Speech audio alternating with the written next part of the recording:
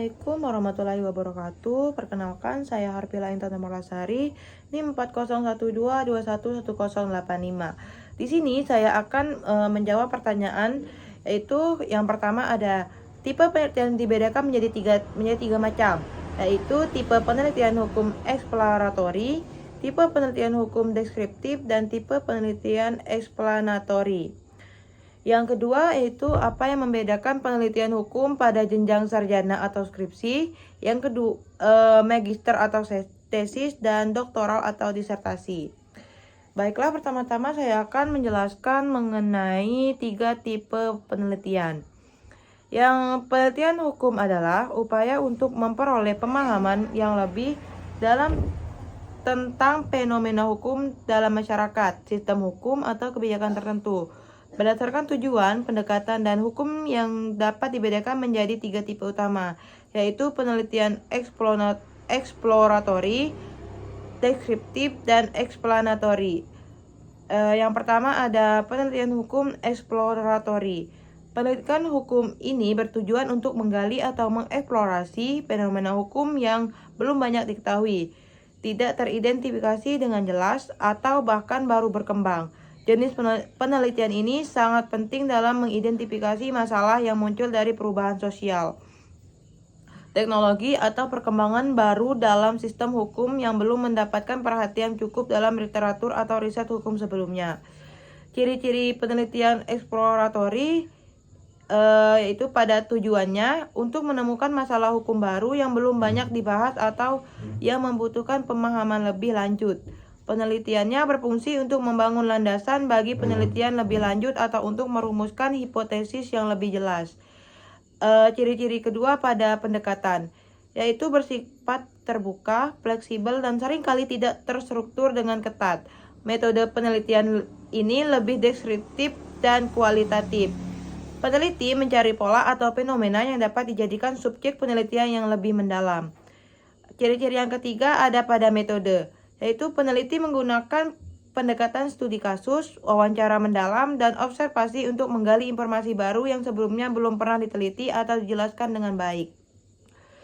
Contoh kasusnya, penelitian mengenai dampak hukum dari kecerdasan yang buatan AI yang digunakan dalam praktik hukum atau analisis masalah hukum yang muncul seiring dengan penggunaan teknologi blockchain dalam kontrak digital. Penelitian ini seringkali menjadi langkah pertama dalam menjawab pertanyaan yang lebih besar dalam dunia hukum dan memberikan peta jalan untuk penelitian berikutnya yang lebih mendalam. Penelitian kedua yaitu penelitian hukum deskriptif. Penelitian deskriptif bertujuan untuk menggambarkan fenomena hukum yang ada secara sistematis dan objektif. Tujuan utama dari penelitian deskriptif adalah untuk memberikan gambaran yang jelas tentang bagaimana peraturan atau praktik hukum diterapkan dalam konteks tertentu. Ciri-ciri penelitian deskriptif pada tujuannya yaitu menyajikan fakta hukum yang ada tanpa memberikan penilaian atau penjelasan mendalam tentang penyebab atau akibat dari fenomena tersebut. Fokus utamanya adalah pada penggambaran kondisi hukum yang ada. Ciri-ciri kedua yaitu pada pendekatan. Penelitian deskriptif cenderung lebih terstruktur dan menggunakan pendekatan kuantitatif atau kualitatif untuk menggambarkan keadaan hukum di lapangan. Hal ini dapat mencakup pengumpulan data dari berbagai sumber hukum, dokumen, peraturan, atau kebijakan yang ada. Ciri-ciri yang selanjutnya ada pada metode. Menggunakan metode studi kasus, analisis peraturan perundang-undangan, atau wawancara untuk menggambarkan dan mendokumentasikan realitas hukum yang ada dalam masyarakat atau dalam suatu sistem tertentu. Contoh kasusnya pada penelitian mengenai penerapan hukum perlindungan konsumen di Indonesia atau analisis mengenai implementasi undang-undang kebebasan pers di negara tertentu. Penelitian deskriptif dapat memberikan informasi yang sangat berharga bagi pembuat kebijakan, pengambil keputusan, atau masyarakat umum yang ingin memahami penerapan hukum yang ada tanpa perlu masuk ke dalam analisis mendalam atau penyebab fenomena tersebut. Penelitian yang ketiga yaitu penelitian hukum eksplanatori. Penelitian hukum eksplanatori berfokus pada tujuan untuk menjelaskan hubungan sebab akibat antara fenomena hukum. Jenis penelitian ini lebih analitis dan bertujuan untuk memahami mengapa dan bagaimana suatu masalah hukum terjadi, serta apa akibat dari fenomena tersebut. Ciri-cirinya ada pada tujuan menyediakan kejelasan yang lebih mendalam mengenai penyebab dan akibat dari suatu peristiwa hukum atau fenomena hukum. Penelitian ini bertujuan untuk memberikan pemahaman yang lebih baik tentang dinamika yang mempengaruhi peraturan atau praktik hukum tertentu. Ciri-ciri yang kedua ada pada pendekatan, yaitu biasanya menggunakan metode analisis yang lebih komprehensif seperti analisis teori hukum, analisis perbandingan hukum, atau teori-teori yang menjelaskan fenomena hukum. Peneliti mengembangkan hipotesis yang dapat diuji dan menganalisisnya untuk memberikan penjelasan yang lebih mendalam. Ciri-ciri pada metodenya yaitu metode penelitian ini lebih mencakup survei, wawancara mendalam, eksperimen hukum, atau analisis data statistik yang lebih canggih untuk meneliti hubungan sebab akibat. Contoh kasusnya yaitu penelitian tentang bagaimana reformasi hukum tertentu, seperti kebijakan amnesti pajak, mempengaruhi tingkat kepatuhan wajib pajak, atau bagaimana kebijakan hukum perlindungan lingkungan mengurangi polusi di suatu negara. Penelitian eksplanatori memiliki peran penting dalam memberikan wawasan teoritis yang lebih kompleks tentang hubungan antara hukum dan masyarakat serta dampak kebijakan hukum dalam perubahan sosial.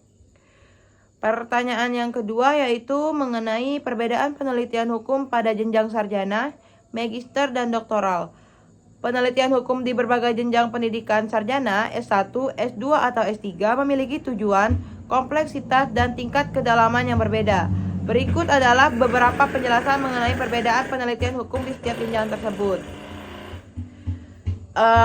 Pada penelitian hukum jenjang skripsi atau sarjana, penelitian hukum pada jenjang sarjana lebih berfokus pada pengembangan kemampuan dasar mahasiswa untuk memahami dan mengaplikasikan konsep-konsep hukum yang telah dipelajari selama perkuliahan. Skripsi pada jenjang ini adalah penelitian yang relatif lebih sederhana yang mengharuskan mahasiswa untuk mengidentifikasi masalah hukum, menganalisisnya, dan menawarkan solusi dasar atau rekomendasi. Ciri-ciri penelitian hukum sarjana yaitu pada tujuannya membantu mahasiswa untuk mengembangkan kemampuan penelitian dasar dengan memilih topik yang terbatas dan memadai, serta mampu melakukan analisis dasar terhadap masalah hukum yang ada.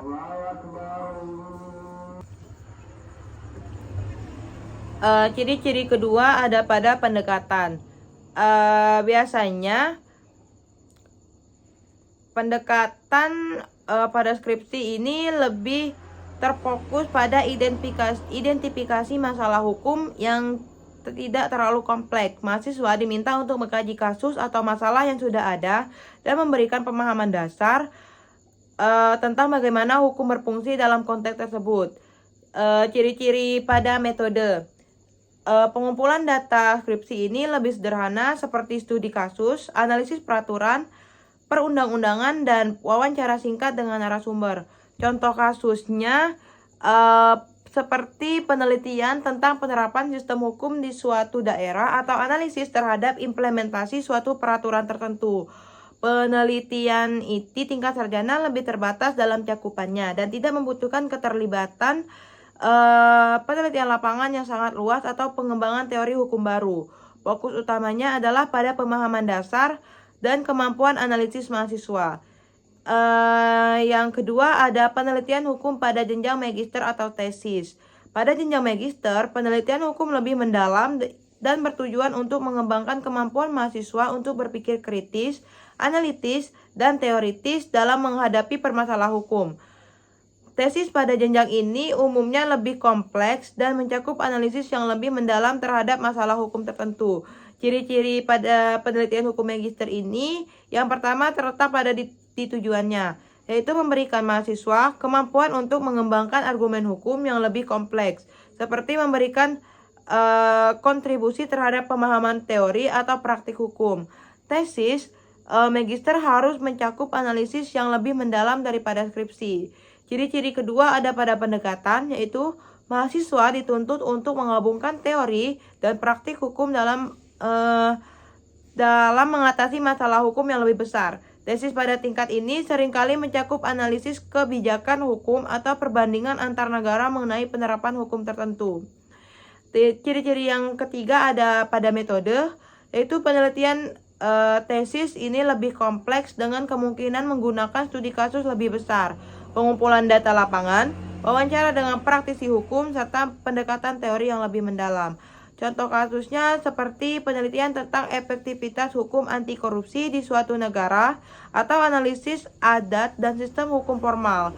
Penelitian magister bertujuan untuk memperkenalkan mahasiswa pada penelitian independen dan memberikan mereka alat untuk menganalisis isu hukum yang lebih besar dan lebih relevan. Yang ketiga yaitu penelitian hukum pada jenjang doktoral atau disertasi. Penelitian pada jenjang doktoral adalah yang paling kompleks dan mendalam. Disertasi doktoral bertujuan untuk menghasilkan pengetahuan baru dalam bidang hukum dan memberikan kontribusi besar terhadap perkembangan ilmu hukum.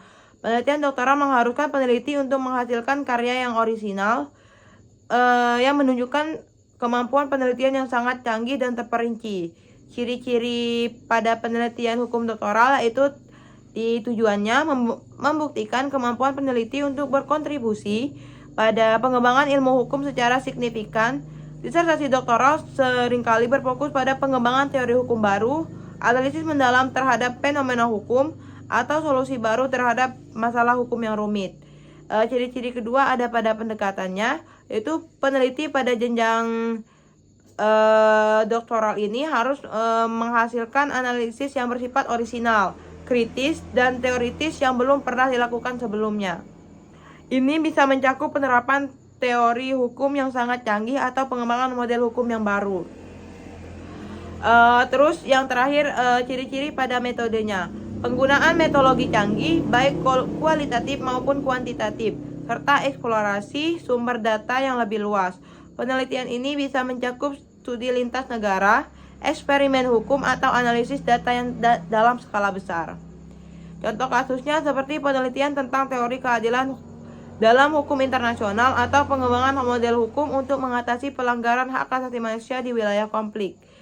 Disertasi doktoral adalah puncak dari penelitian hukum, yang tidak hanya menyajikan pemahaman tentang masalah hukum, tetapi juga menawarkan solusi yang inovatif dan kontribusi signifikan terhadap teori dalam praktik hukum.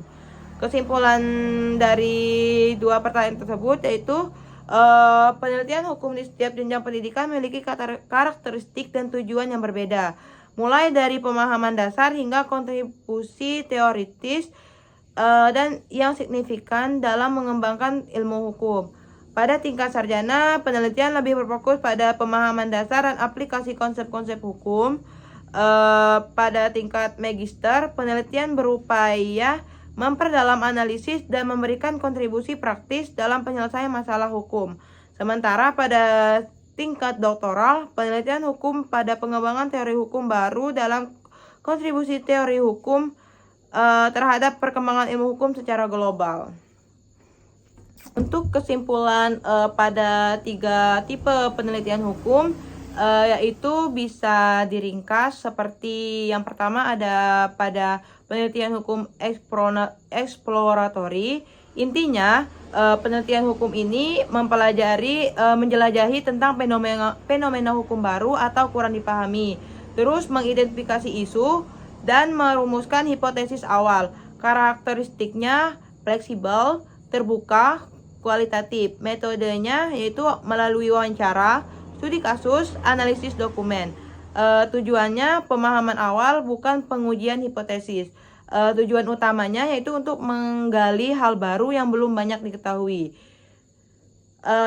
Penelitian hukum deskriptif yaitu intinya menggambarkan fenomena hukum secara sistematis dan akurat, menyajikan data tentang karakteristik, frekuensi, dan distribusi. Karakteristiknya sistematis, terstruktur, kualitatif, atau kuantitatif.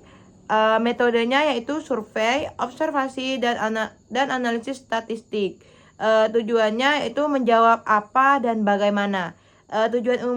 Tujuan utamanya yaitu untuk memaparkan secara kronologis data dan fakta yang ada. Terus yang terakhir pada penelitian hukum eksplanatori. Intinya menjelaskan tentang hubungan sebab akibat antar variabel hukum, menguji hipotesis dan mengembangkan teori. Karakteristiknya yaitu analitis, kausal, dan kuantitatif. Metodenya bisa eksperimen, studi longitudinal, analisis regresi. Tujuannya itu menjawab mengapa. Tujuan utamanya menjelaskan hal-hal di balik fenomena, di balik sesuatu yang terjadi sehingga mengetahui alasan-alasan mengapa fenomena itu bisa terjadi. Secara sederhananya, penelitian eksploratori mencari tahu apa yang terjadi. Kalau deskriptif menjelaskan bagaimana itu terjadi. Dan yang terakhir, eksplanatori menganalisis mengapa itu terjadi. Mungkin itu saja yang bisa saya jelaskan.